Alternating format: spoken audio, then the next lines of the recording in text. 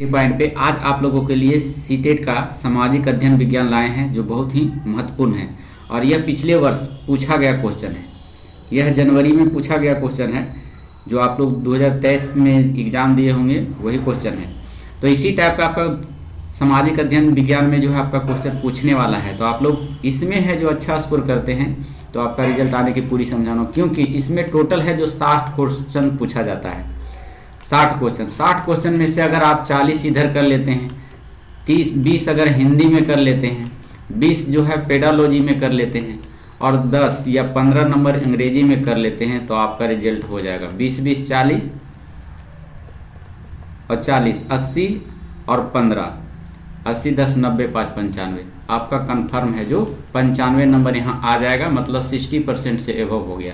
तो यहाँ पर है जो क्वालिफिकेशन जो है उसका यानी पासिंग मार्क जो है सीटेट का लगभग 60% जिसका भी आया वो क्वालिफाई है। तो इतना आपको स्कोर करना होगा। तो बहुत बड़ी भूमिका निभाएगा सामाजिक विज्ञान 40 नंबर का, 60 नंबर का उसमें 40 नंबर आपको कंफर्म ही करना है। चलिए देखिए देर ना करते हुए चलते हैं। कनौज के लिए त्रिपक्षीय संघर्ष निम्नलिखित में से कौन कौन सी ताकतों द्वारा लड़ा गया था। तो क्वेश्चन जो है यह लड़ा गया था, त्रिपक्षीय संघर्ष जो हुआ था गुर्जर प्रतिहार के और राजपूतों और पाल वंश, ये तीनों में जो हुआ था त्रिपक्षीय संघर्ष हुआ था। क्यों हुआ था? व्यापारिक मार्ग के लिए, क्योंकि कन्नौज एक ऐसा शहर था जो गंगा के व्यापारिक मार्ग पर स्थित था और सभी लोग हैं जो उसी रास्ते से व्यापार करना चाहते थे और उसे अपने कब्जे में करना चाहते थे। इसीलिए तीनों में संघर्ष हुआ और यही संघर्ष कहलाया त्रिपक्षीय संघर्ष। नेक्स्ट क्वेश्चन चलते हैं हम लोग।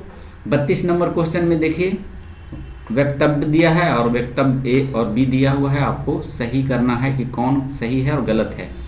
ऐसा क्वेश्चन बहुत टफ माना जाता है। तो देखिए आपका इसमें दिया हुआ है, पहला कह रहा है कि महाजनपदों के शासक केवल किसानों से नियमित रूप से कर वसूलते थे, यह सही है। दूसरा इसका दिया हुआ है यहाँ पर जो हमारे साथ बने रहेंगे वीडियो में। दूसरा इसका वक्तव्य दिया हुआ है औजार बनाने और कृषि में उन्नति ने अनाज के अधिक पैदावार को बढ़ाया। तो ये जो है आपका सही हो जाएगा। माफ कीजिएगा उधर वो वाला जो है सिर्फ यहाँ पर देख ले, फिर से पढ़ते हैं हम। महाजनपद के शासक केवल किसानों से नियमित रूप से कर वसूलते थे, गलत जवाब दिया गया है। ये केवल किसानों से नहीं और भी मजदूर तबके के लोग थे उससे भी कर लिया करते थे। तो केवल किसानों से यहाँ नहीं होगा, ये बिल्कुल गलत है। दूसरा नंबर कह रहा है इसमें, देखिए यहाँ पर दिया हुआ है। दूसरा नंबर में कह रहा है वक्तव्य में औजार बनाने और कृषि में उन्नति ने अनाज की अधिक पैदावार को बढ़ाया। देखिए ये बिल्कुल सही है, क्योंकि जब औजार बने तो कृषि कार्य में उनका मदद मिला और जिससे के कारण से कृषि में अनाज की अधिक पैदावार हुआ। तो एक सही है बी, ए गलत है और बी सही है। ऑप्शन नंबर 3 चल जाएगा आपका। चलिए नेक्स्ट क्वेश्चन चलते हैं हम आपके पास। चलिए यहाँ से आपका 31 से आपका 32 नंबर हो गया था, 33 नंबर में हम लोग चलते हैं। 33 नंबर में देखिए क्या कह रहा है, हमारे साथ जुड़े रहेंगे आप लोग। 33 नंबर में कह रहा है अकबर के सर्वत्र शांति विचार का उदय हुआ, क्योंकि वाला क्वेश्चन है। क्योंकि ऑप्शन नंबर ए हो जाएगा। उसे विभिन्न धर्मों और उसके रीति रिवाजों में रुचि थी। अकबर एक ऐसा मुगल बादशाह राजा था जो वो सभी धर्मों में उनकी रुचि थी, जिसके कारण से वह सभी धर्मों में उनका दिलचस्प बढ़ा और इसीलिए इसे सर्वत्र शांति विचार का उदय हुआ था। नेक्स्ट क्वेश्चन चलते हैं हम लोग। मुगल साम्राज्य की स्थिरता का आधार था, क्या था? तो ये आपका आंसर हो जाएगा 3 नंबर। भूमि जो आय का मुख्य साधन था। मुगल काल में जो है पैसा कौड़ी का माध्यम यानी कर का माध्यम, राजा से कहाँ से पैसा आ जाएगा, तो ये कर लगाते थे। किस पर कर लगाते थे? भूमि पर कर लगाते थे, जिसके कारण से यह मुगल साम्राज्य की स्थिरता का आधार बना। 35 नंबर क्वेश्चन में हम चलते हैं। देखिए 35 नंबर में कह रहा है तुलसीदास रामचरितमानस डैश भाषा में लिखी गई। कौन सी भाषा में लिखी गई है? तो ये अवधी भाषा में लिखी गई थी। ऑप्शन नंबर 4 हो गया। तुलसीदास की जन्म की बात करें तो राजापुर बेदा में हुआ था, उत्तर प्रदेश में, 1532 ईस्वी में। वे अकबर के समकालीन थे, तो इसे भी याद रखना है आपको। नेक्स्ट क्वेश्चन 36 नंबर में हम चलते हैं। वे बौद्धों और जैनों के कटु आलोचक थे और शिव विष्णु के प्रति सच्चे प्रेम को मुक्ति मार्ग बताते थे, वह कौन थे?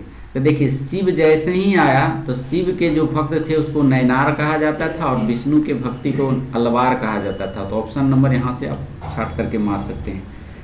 37 नंबर क्वेश्चन में चलते हैं हम लोग। गोंड जनजातियां आज के समय में कौन से राज्यों में बहु संख्या में फैली हुई, यानी कौन सी राज्य में गोंड जनजाति सबसे अधिक मात्रा में पाई जाती है? तो गोंड जाति अभी जो है वर्तमान में छत्तीसगढ़, महाराष्ट्र और आंध्र प्रदेश में सबसे अधिक संख्या में निवास करते हैं। ऑप्शन नंबर ए हो जाएगा। 38 नंबर क्वेश्चन में चलते हैं। निम्नलिखित पर विचार कीजिए और सही विकल्प चुनिए। कह रहा है बहुत से आदिवासी समूह बाजार और व्यापारियों को अपने शत्रु की तरह समझते थे। ये बिल्कुल सत्य है। दूसरा में है कि अंग्रेजी राज में होने वाले परिवर्तनों को अनुभव कर आदिवासी समूह खुश थे। ये बिल्कुल गलत है, खुश कभी नहीं रहते थे अंग्रेजों से। अगला है कि दिक्कू लोगों ने आदिवासियों की आर्थिक और सामाजिक समानता में सहायता किया था। ये भी आपका गलत दिया हुआ है। कभी भी दिक्कू लोगों आदिवासी को है अंग्रेजों ने कभी भी समाज में उसकी समानता की बात नहीं लाया। वो हमेशा उनका मूल मोटिव अंग्रेजों का ही रहता था कि अधिक से अधिक राजस्व को वसूले और धन कमाए। तो ये भी आपका स्टेटमेंट गलत है, इसलिए आपका सही ए हो जाएगा। ऑप्शन नंबर ए चला जाएगा। नेक्स्ट क्वेश्चन चलते हैं 39 नंबर में, बने रहे हमारे साथ। सतनामी आंदोलन का गठन किसकी सामाजिक स्थिति को सुधारने के लिए किया गया था? सतनामी आंदोलन, ध्यान रखिएगा। सतनामी आंदोलन जो था ऑप्शन नंबर 3 हो जाएगा। मध्य भारत में चमड़े का काम करने वाले लोगों के समूह जो थे वही लोगों ने सतनामी आंदोलन का गठन किया था। और यह कहाँ हुआ था? तो मध्य भारत में हुआ था। मध्य भारत का मतलब कौन है? मध्य प्रदेश से इलाका पड़ता है।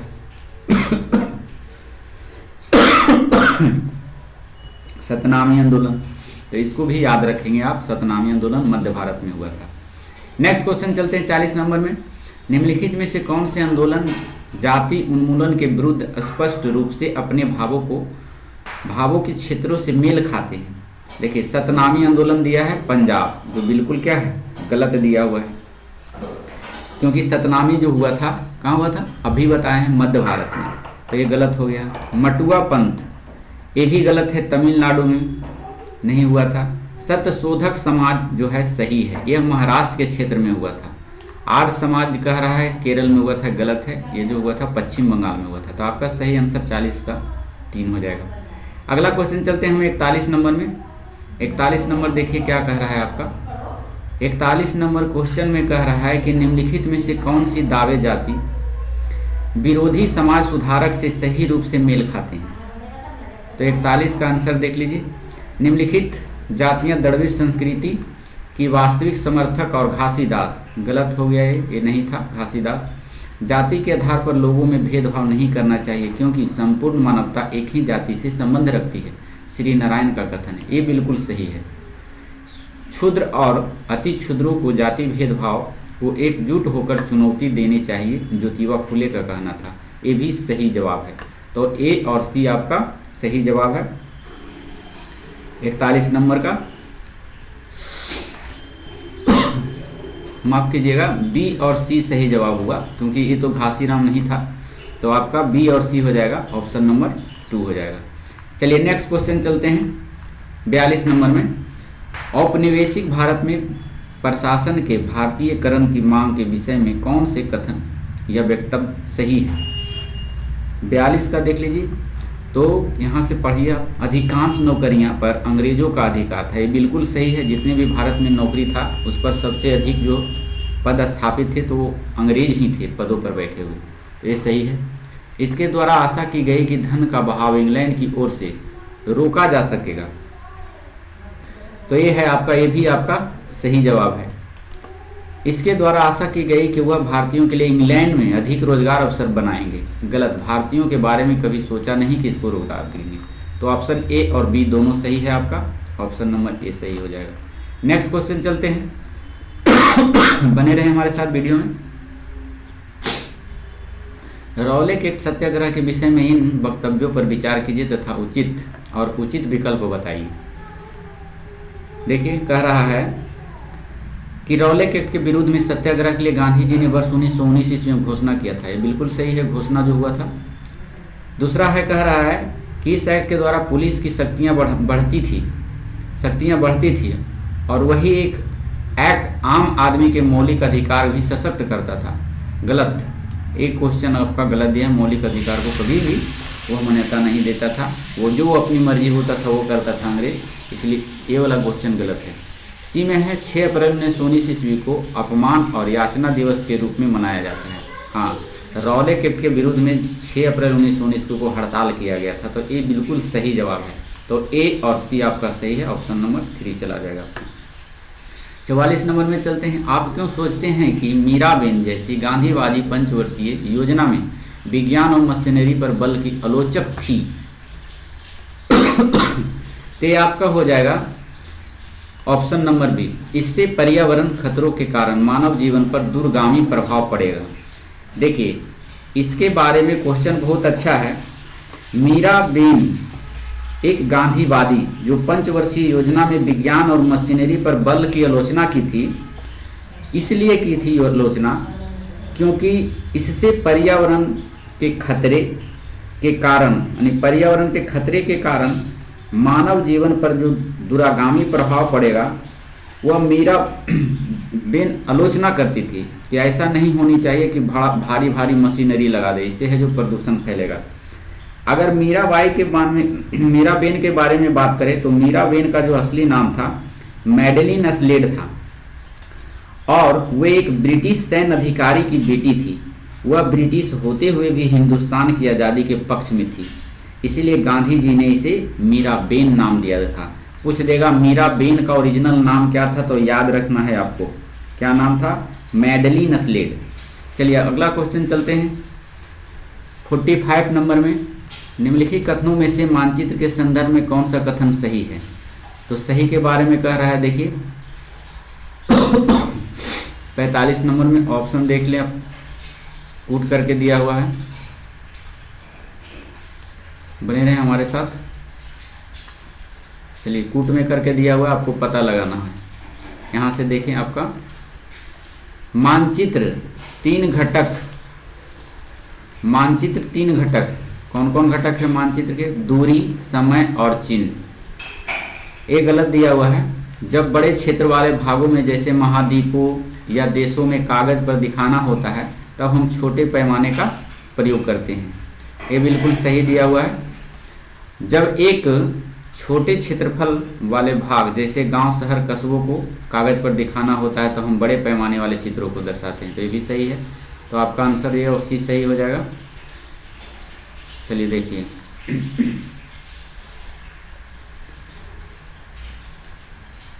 ए और सी यहाँ सही हो जाएगा आपका, माफ कीजिएगा, बी और सी सही होगा आपका। चलिए अगला क्वेश्चन देखते हैं हम लोग। निम्नलिखित लक्षणों के आधार पर महाद्वीप की पहचान कीजिए। विषुवत वृत्त इस महाद्वीप के लगभग मध्य भाग से होकर गुजरता है। थोड़ा सा बने रहेंगे हमारे साथ।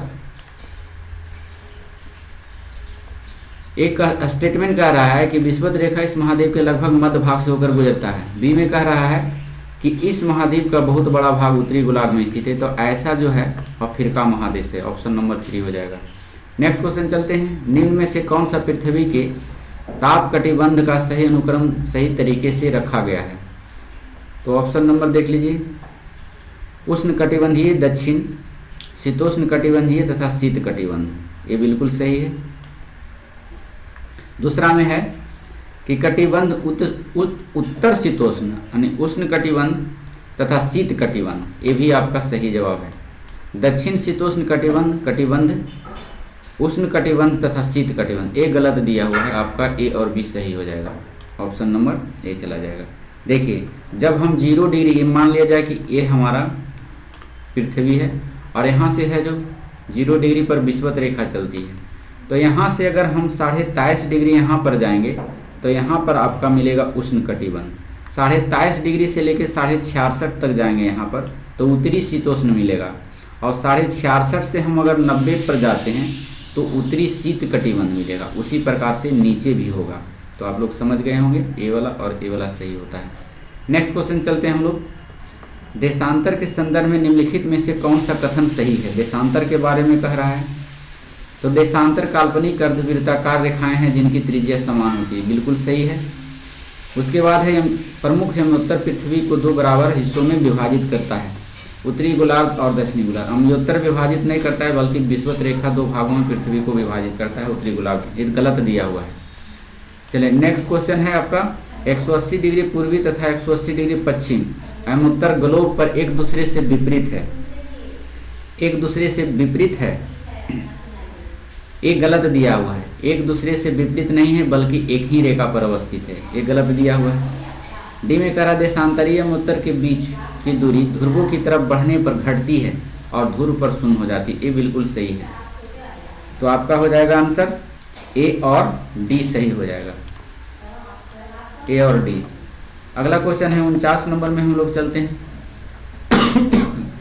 49 नंबर में कहा गया है कथन पर विचार कीजिए, सही का चयन कीजिए।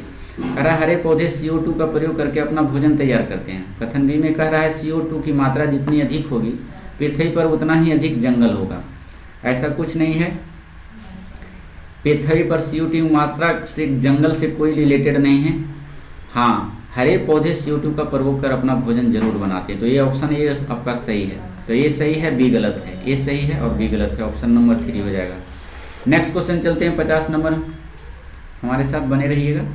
भूकंप की तीव्रता रिएक्टर स्केल पर मापी जाती है।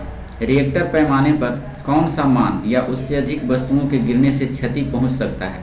तो ऑप्शन नंबर ए बी, जब 5.0 रहे तो क्षति ज़्यादा पहुंचेगा। ऐसे तो 7 पॉइंट से बहुत विनाशकारी सिद्ध होता है, लेकिन रिएक्टर पैमाने की बात कहा गया है तो युग में से अधिक वस्तुएं गिरने की क्षति पहुंचता है, तो 5.0 हो जाएगा, 50 का 2 हो जाएगा। क्योंकि रिएक्टर पैमाने की बात करें तो रिएक्टर पैमाने पर 5 या इससे अधिक मान वस्तुओं के गिरने की क्षति पहुंचा सकता है।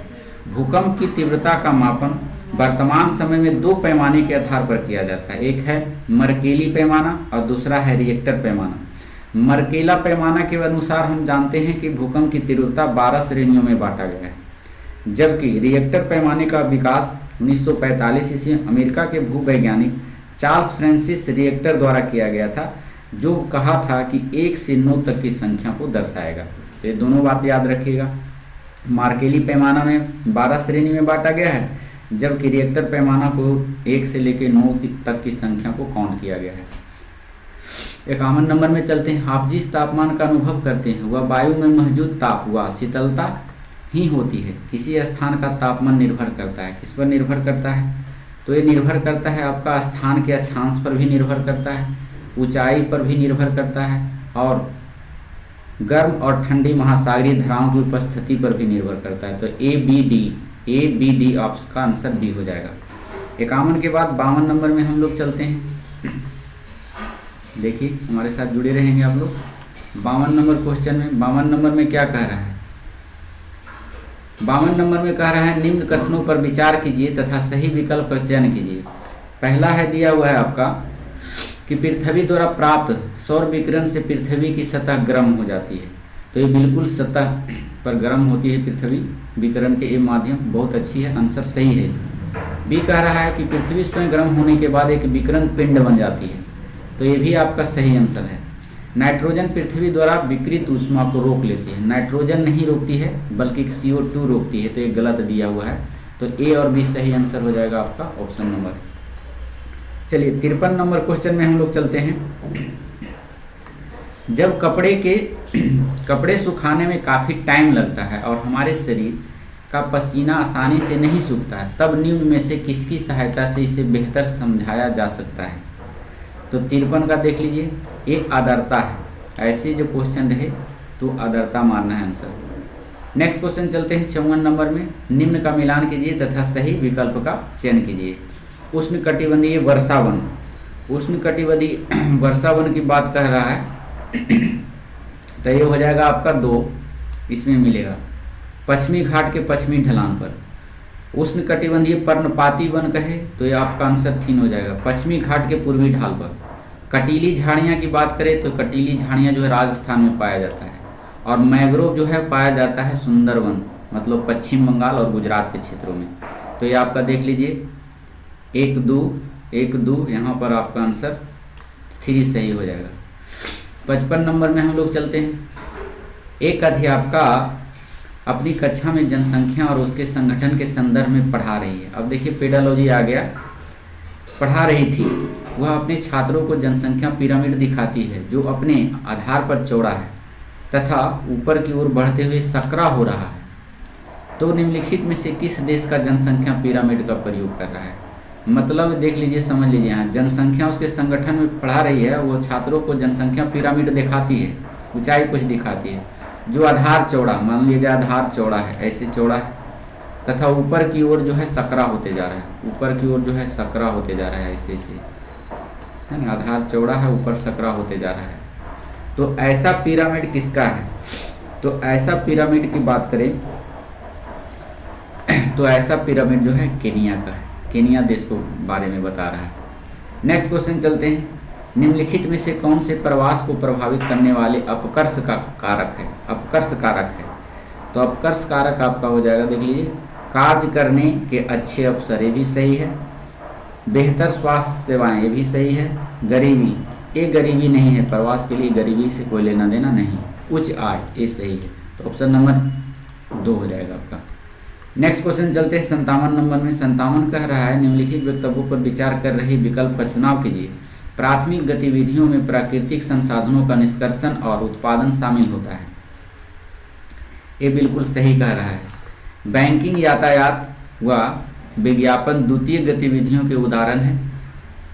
देखिए बैंकिंग जो है आपका, ये तृतीय सेक्टर का अंग आता है, जबकि यहाँ द्वितीय सेक्टर का दिया है जो गलत है। तृतीय गतिविधियां प्राकृतिक संसाधन प्रसंस्करण से संबंधित है। तृतीय गतिविधियां जो आता है बैंकिंग क्षेत्र से संबंधित है, रेलवे है, हवाई जहाज है, ये सभी है, तो ये भी गलत दिया गया है। कह रहा है प्राकृतिक संसाधन जो है प्राथमिक क्षेत्र का लक्षण है, तो ये दोनों गलत है। आपका जो प्राथमिक क्षेत्र गतिविधियां प्राकृतिक संसाधन देखिए दिया हुआ, ये सही है, इसलिए आपका आंसर ए सही सिर्फ होगा। चलिए नेक्स्ट क्वेश्चन 58 नंबर में हम लोग चलते हैं। देखिए बने रहिए हमारे साथ वीडियो में। 58 नंबर क्वेश्चन में लेके चलते हैं आपको।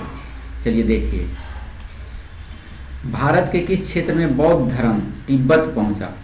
तो तिब्बत पहुंचा था लद्दाख से, 58 का 2 हो जाएगा। भारत के लद्दाख क्षेत्र के रास्ते ही बौद्ध धर्म तिब्बत पहुंचा और लद्दाख को छोटा तिब्बत भी कहा जाता है। लगभग 400 साल पहले की बात करें तो यहाँ पर लोगों का इस्लाम धर्म से परिचय हुआ था और अब यह अच्छी खासी संख्या में मुसलमान भी रहते हैं। चलिए 59 नंबर में चलते हैं हम लोग। संविधान बनाने वाले ने ये उद्घोषणा करते हुए कहा कि भारत के लोगों के लिए किसी भी एक भाषा, धर्म या संस्कृति को मानना बाध्य नहीं है या बाध्य नहीं होगा। किस मूल्य को बढ़ावा देने का प्रयास किया जा रहा है? तो ये आंसर हो जाएगा विविधता, एकता में विविधता।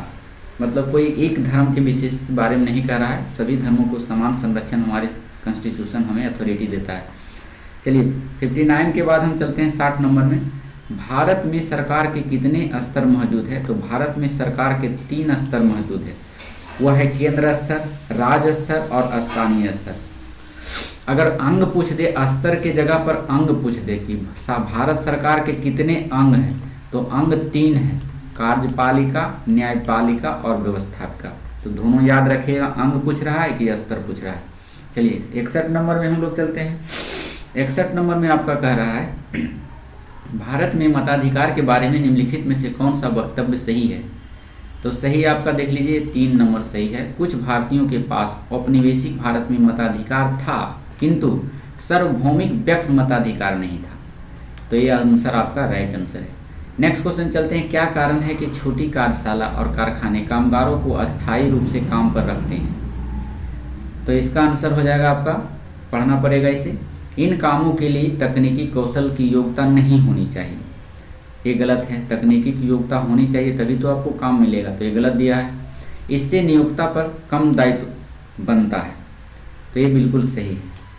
ये कार्य मौसमी होते हैं और कामगार आवश्यकता पड़ने पर रखे जा सकते हैं, ये भी सही है। तो बी और सी सही, ऑप्शन नंबर आपका 2 चला गया। नेक्स्ट क्वेश्चन चलते हैं। कृषि के विषय में कौन सा कथन सही है? देखिए कथन सही वाला क्वेश्चन से ध्यान से आपको पढ़ना होगा, कोई ज़्यादा भारी टफ काम नहीं है। क्वेश्चन ध्यान से पढ़ेंगे आपका कन्फर्म रिजल्ट होगा, नहीं पढ़ेंगे फिर गलत हो जाएगा। कृषि के विषय में कौन सा कथन सही है? देखिए कृषि के बारे में कह रहा है तो कृषि के बारे में देख लीजिए, यहाँ ऑप्शन पढ़ना पड़ेगा आपको।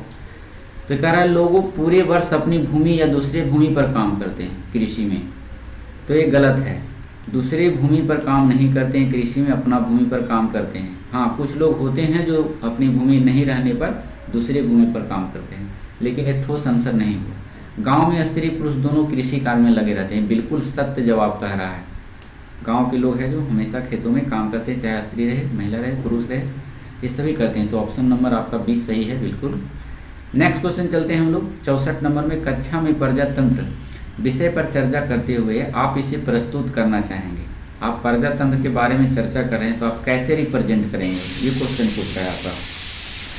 तो है एक परिवर्तनशील और विकासशील विचार के रूप में, ऑप्शन नंबर 1 सही हो जाएगा। नेक्स्ट क्वेश्चन चल रहा है, एक अध्यापिका जेंडर भूमिका पर चर्चा कर रही है, कौन सा उदाहरण रूढ़िवादिता तोड़ने के लिए उपयुक्त होगा।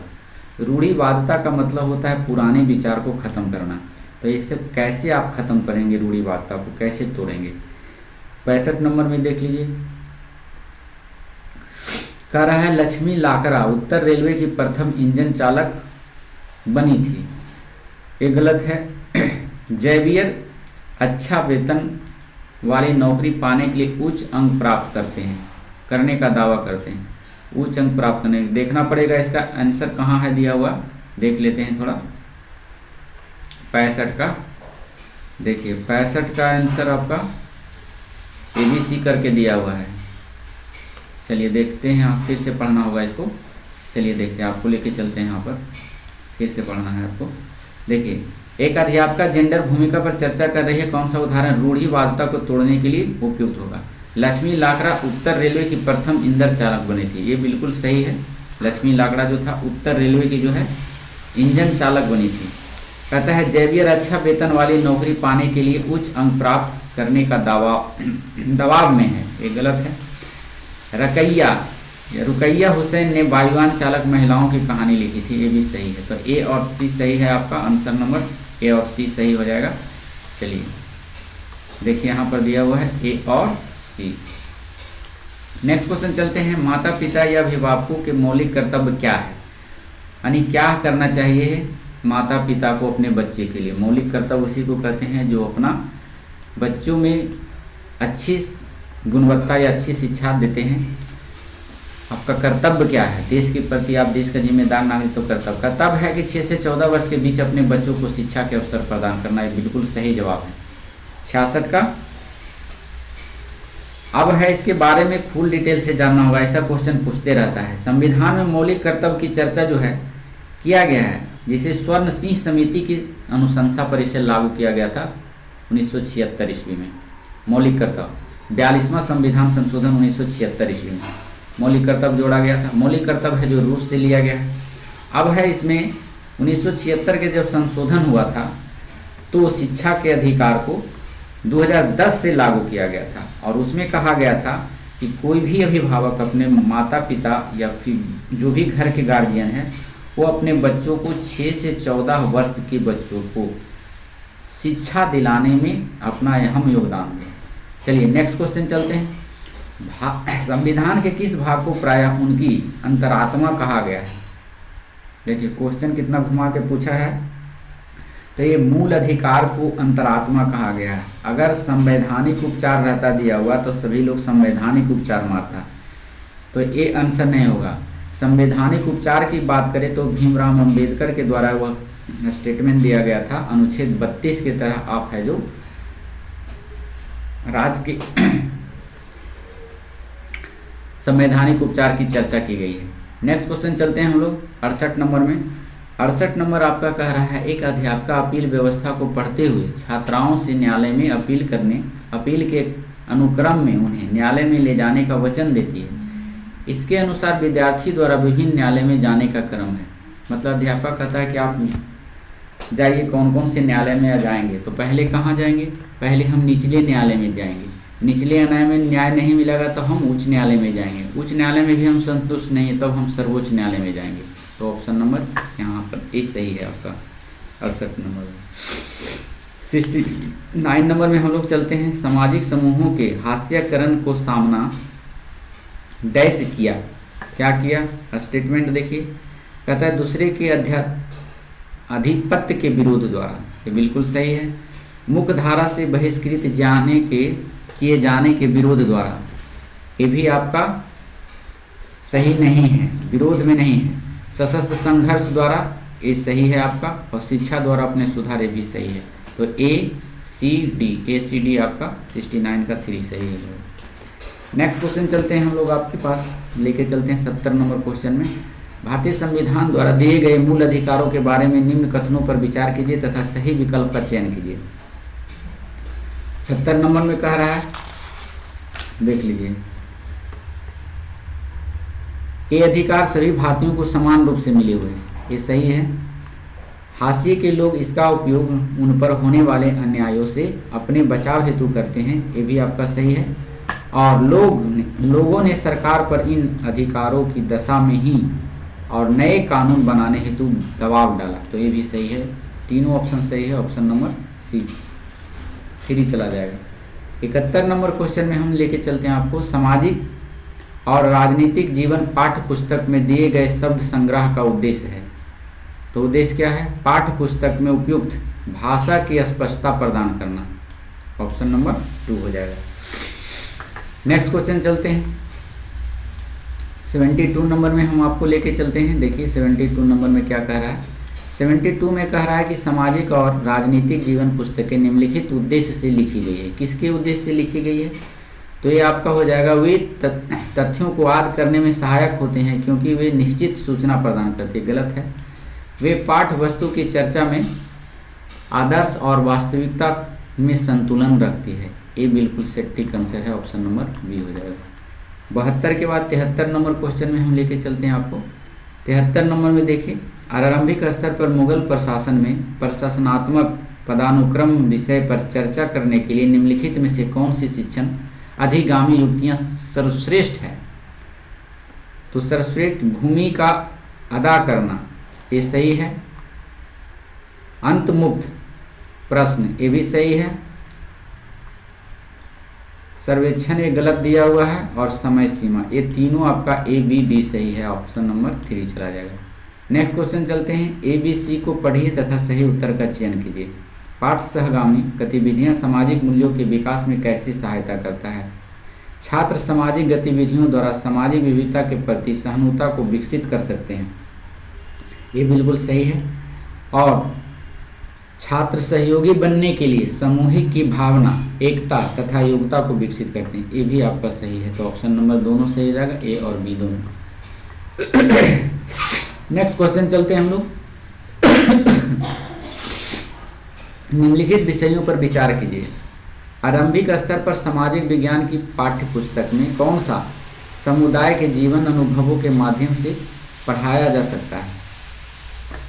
देखिए 75 का, तो 75 में आपका हो जाएगा भारत विभाजन की स्मृतियाँ, ये भी सही है। जाति आधारित भेदभाव, ये भी सही है, पढ़ाया जाना चाहिए। और इसका मूल उद्देश्य बताना चाहिए कि हमें किसी से भेदभाव नहीं करना चाहिए। कार्य क्षेत्र में यौन उत्पीड़न के बारे में भी पढ़ाना चाहिए क्लास में, ये भी तीनों सही है। ताजमहल की वास्तुकला, ये उतना जरूरी नहीं है, लेकिन ये तीनों जो है ठोस आंसर है, तो ABC आपका सही आंसर हो जाएगा। नेक्स्ट क्वेश्चन है आपका, सामाजिक विज्ञान के शिक्षक की शिक्षा शास्त्रीय युक्ति का बल होना चाहिए। तो ये है अपने अनुभवों को साझा करने के लिए, छात्रों की जिज्ञासा और रुचि को जगाने के लिए, ये आंसर सही है। 76 के बाद 77 नंबर क्वेश्चन में हम चलते हैं आपको लेके। 77 नंबर में देखिए, अच्छा कथन करके दिया हुआ था, इसमें कथन करके आपका दिया हुआ है 77 का दिया हुआ था ना।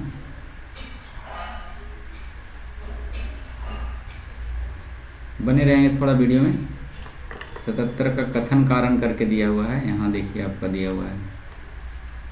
चलिए देख लेते हैं यहाँ से। देखिए 77 नंबर 76, वे अपने अनुभवों को साझा करने के लिए छात्रों की जिज्ञासा और रुचि को जगाने पर, ये सही है। छात्रों को सामाजिक और वास्तविकताओं के संदर्भ में बहुल विचारों के प्रभाव डालने पर, ये भी सही है। छात्रों के तथ्यों और अनुभवों के आलोचनात्मक मूल्यांकन के सक्षम बनाने पर, ये भी सही है। तथा तथ्य जैसे पाठ पुस्तकें या संदर्भ सामग्री में दिए गए वैसे ही याद कराने के लिए छात्रों को पढ़ाएं। गलत जवाब है। जब आप स्कूल में पढ़ाएंगे तो अपना एक ऐसा विचार प्रकट करें ताकि बच्चे को बोर फीलिंग ना हो, वो अच्छे से समझे और सीखें, ना कि जैसे तैसे किताब में है वैसे वैसे पढ़ा दे। तो ये गलत जवाब है, ये नहीं होगा आपका। तो ABC तीनों आंसर सही है। नेक्स्ट क्वेश्चन देख लीजिए, यहाँ पर ABC तीनों आंसर आपका सही है, ऑप्शन नंबर ए चला जाएगा। नेक्स्ट क्वेश्चन चलते हैं, हम लोग बने रहेंगे हमारे साथ। चलिए देखिए, निम्नलिखित में से कौन से विषय पर अध्यापक शिक्षण की विधि के तौर पर वाद विवाद बहस का आयोजन कर सकता है?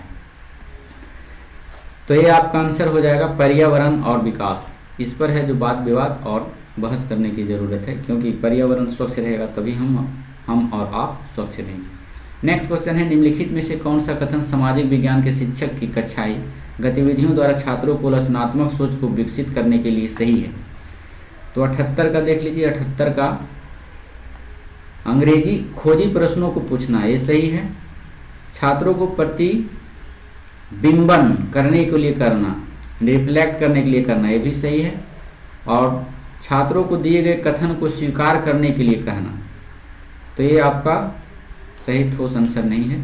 छात्रों को बहुल दृष्टिकोण प्रदान करना, ये सही है। तो A, B और D सही है, ऑप्शन नंबर 3 हो जाएगा। नेक्स्ट क्वेश्चन चलते हैं हम लोग, सामाजिक विज्ञान शिक्षण में आलोचनात्मक चिंतन की प्रासंगिकता के विषय में कौन सा कथन सही है? देखिए इसमें स्वतंत्र निर्णय और ज्ञान का अवबोध कराना, ये सही है आपका। प्रजातंत्र में छात्रों को नागरिक रूप से प्रभावशील ढंग से सोचने व कार्य करने हेतु सशक्त बनाना, ये भी आपका सही आंसर है।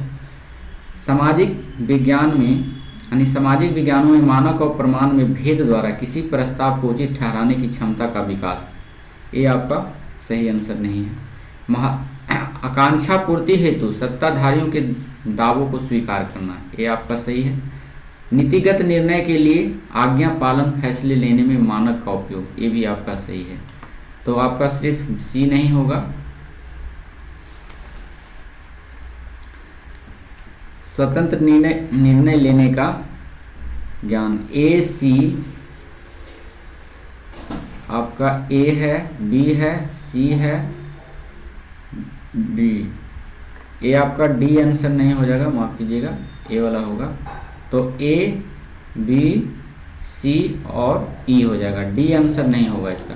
आकांक्षा पूर्ति सत्ताधारियों को दावे को स्वीकारना नहीं होगा, तो ऑप्शन नंबर आपका 4 हो जाएगा, A, B, C और E। नेक्स्ट क्वेश्चन चलते हैं, आलोचनात्मक चिंतन किन मूल्यों से संबंध है? आलोचनात्मक के बारे में कह रहा है, तो देखिए जिज्ञासा भी होना चाहिए, गौरव तो नहीं होगा, फिर है रिफ्लेक्शन होना चाहिए और तार्किकता होना चाहिए। तो ACD होना चाहिए, ACD ऑप्शन नंबर 2 हो जाएगा। नेक्स्ट क्वेश्चन है 81 नंबर में, आप अपनी अगली कक्षा में चर्चा द्वारा राष्ट्रीय आंदोलन में दांडी मार्च के महत्व के विषय में छात्रों की तर्क शक्ति विकसित करना चाहते हैं, आप किस बात पर बल देंगे? तो 81 नंबर का देख लीजिए, साबरमती आश्रम से दांडी तक स्थान और दूरी, ये जो है आपका सही नहीं है। नेक्स्ट, नमक बनाने और बेचने पर सरकार का एकाधिकार, ये आपका सही है, B सही हो जाएगा। बड़ी संख्या में सत्याग्रहियों की भागीदारी और उसका कष्ट सहना, ये C भी सही है आपका।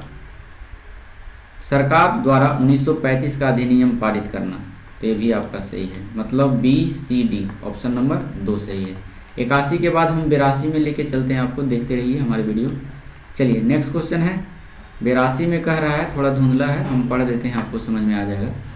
निम्नलिखित में से एक विषय के तौर पर सामाजिक और राजनीतिक बंधन के उद्देश्य कौन से हैं? तो देख लीजिए, इसमें पाठ्य पुस्तक में चर्चित दैनिक जीवन एवं समस्याओं के बीच संबंध बनाने में छात्रों को सक्षम बनाना, तो ये बिल्कुल सही है। दूसरा कह रहा है सभी उठाए गए मुद्दों को लौकिक प्रकृति की पहचान कराने में छात्रों की सहायता करना, ये भी सही है। C कह रहा है कि राजनीतिक, सामाजिक और आर्थिक मुद्दों को आलोचनात्मक तरीके से एवं विश्लेषित या व्याख्याखित करने का कौशल विकास है, ये भी सही है।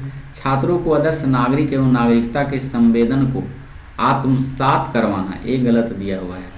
तो ABC आपका सही आंसर है, ऑप्शन नंबर ए 82 का हो जाएगा। नेक्स्ट क्वेश्चन चलते हैं 83 नंबर में। 83 में कहता है, अभी कथन है और तर्क दिया है, आपको करना है। 83 में कह रहा है आपका,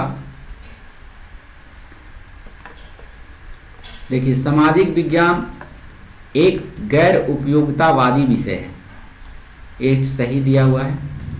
सामाजिक विज्ञान प्राकृतिक विज्ञानों की तरह वैज्ञानिक जांच परिप्रश्न के अनुकूल नहीं है, तो ये गलत दिया हुआ है। ए सही है और बी गलत दिया है। तो ऑप्शन नंबर, देखिए, सामाजिक विज्ञान और गैर उपयोगितावादी विषय, गैर उपयोगितावादी यहाँ नहीं होगा, उपयोगितावादी हो जाएगा, तो ये भी गलत आपका दिया हुआ है। तो दोनों क्वेश्चन आपका गलत हो जाएगा, तो ए और दोनों गलत है, ऑप्शन नंबर 4 हो जाएगा 83 का। 84 नंबर में हम लोग चलते हैं। अध्यापक छात्रों को विभिन्न सामाजिक आर्थिक वर्गों की 10 महिलाओं के साक्षात्कार करने और उसके द्वारा अनुभव की जाने वाली चुनौतियों को पता करने के लिए कहते हैं। वे छात्रों को किस प्रकार के अधिगम स्रोतों के प्रयोग के लिए उत्साहित कर रही है? तो 84 का है प्राथमिक स्रोत के लिए। नेक्स्ट क्वेश्चन चलते हैं हम लोग। छात्रों के लिए उपयुक्त परियोजनाओं के चयन पर दिए गए ABC कथनों पर विचार कीजिए, कौन से अति महत्वपूर्ण है? यहाँ दिया हुआ है कि उद्देश्यों के पाठ्यक्रम के अनुरूप होना चाहिए, जिसके लिए परियोजना कार्य हुआ है, तो ये आपका सही है। दूसरा कह रहा है जो विषय पाठ्यक्रम में पढ़े हुए हैं उनको परियोजना कार्य से जोड़ें, तो ये सही नहीं है, परियोजना कार्य से नहीं जोड़ा जाएगा इसे। सुनिश्चित करें कि परियोजना कार्य विद्यालय से बाहर स्थित है, तो ये सही है, तो ये और सी सही हो जाएगा, ऑप्शन नंबर 4। नेक्स्ट क्वेश्चन चलते हैं। निम्नलिखित प्रश्नों में से कौन से प्रश्न विद्यार्थियों के कार्यवाही ज्ञान, कार्यविधिक ज्ञान के आकलन का प्रयास करते हैं?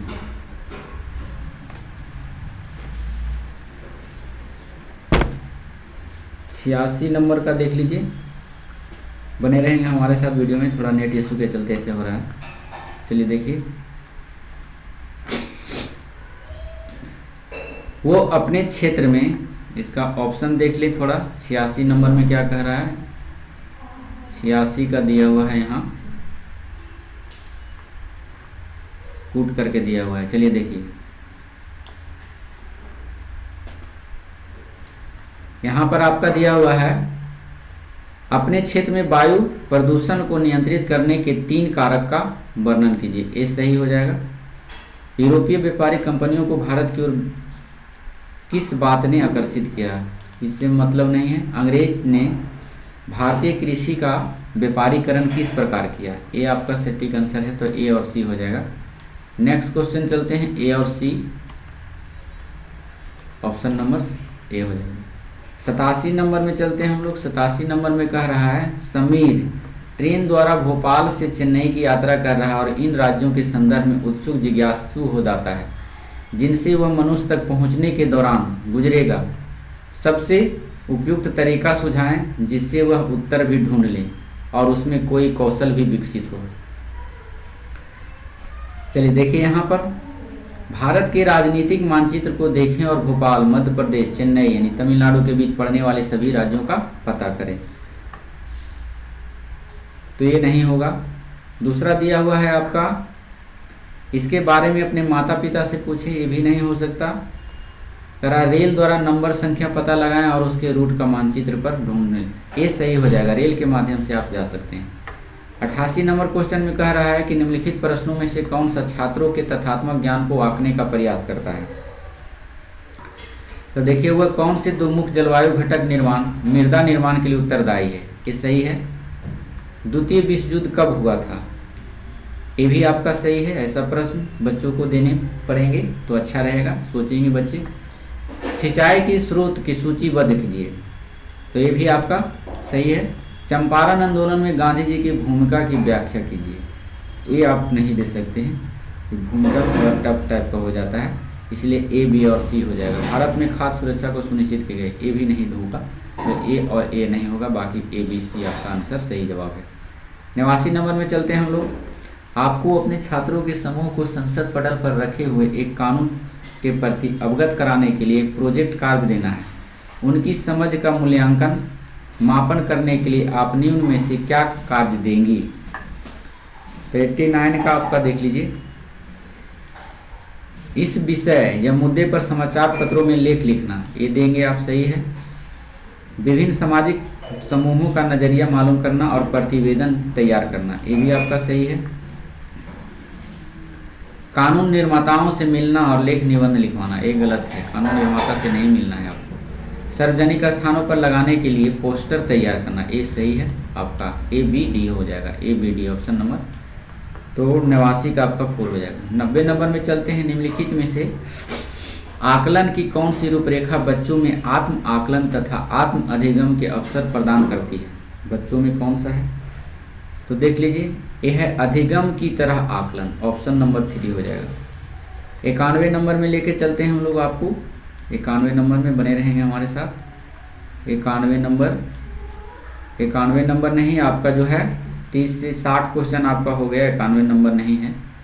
चलिए देखिए, यहाँ तक आपका है जो सामाजिक विज्ञान का क्वेश्चन आपका ऑब्जेक्टिव समाप्त हो गया है। आपसे उम्मीद करता हूँ कि आप अपने एग्जाम को बेहतर रूप से तैयार करें और कम से कम 60 नंबर में आपको है जो कम से कम लाना है तो 40 नंबर, तभी आपका रिजल्ट बन पाएगा यहाँ। क्योंकि इसमें आप पिछड़ेंगे तो बाकी सब्जेक्ट जो है और इससे हार्ड है, तो उसमें कुछ नहीं कर पाएंगे। तो गुजारिश है आपसे कि आप लोग बेहतर तैयारी कीजिए और एक्सिट पक्का कीजिए। तो मिलते हैं फिर ऐसी ही सेट के साथ हम अगले सेट में। जब तक के लिए धन्यवाद। Thank you so much. Thank you for watching.